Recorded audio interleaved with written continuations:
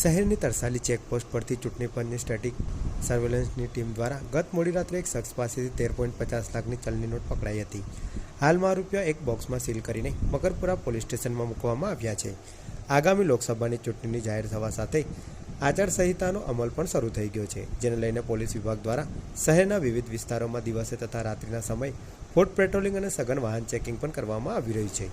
ચૂંટણી પંચની static સર્વેલન્સની team દ્વારા પણ શહેરની વિવિધ ચેકપોસ્ટ સહિતના વિસ્તારોમાં ચેકિંગ કરાવી રહ્યું છે. ત્યારે ગત બુધવારે રાત્રિના સમયે ટીમને બાતમી મળી હતી કે એક શખ્સ તરસાલી ચેકપોસ્ટ ખાતે મસમોટી રકમ બેગમાં ભરીને આવી રહ્યા છે, જેથી એસએસટીની ટીમે તરસાલી ચેકપોસ્ટ ખાતે પહોંચી ગઈ હતી અને એક શખ્સને રૂપિયા ભરેલી બેગ સાથે ઝડપી પાડ્યો હતો. બેગમાં તપાસ કરતા 13.50 લાખની ચલણી નોટો મળી આવી હતી. રૂપિયા લાવનાર શખ્સની પૂછપરછ કરતા તેને જમીન વેચી હોવાનું, રૂપિયા હોય જે લઈને વડોદરા ખાતેના તેના ઘરે પરત આવતો હોવાનું જણાવ્યું હતું, જેથી એસએસટી ટીમ દ્વારા હાલમાં મત્તા એક બોક્સમાં સીલ કરીને મકરપુરા પોલીસ સ્ટેશનમાં કસ્ટડીમાં મૂકવામાં આવી છે. ટીમ દ્વારા ચૂંટણી પંચના નીતિ નિયમો મુજબ આગળની કાર્યવાહી કરવામાં આવશે.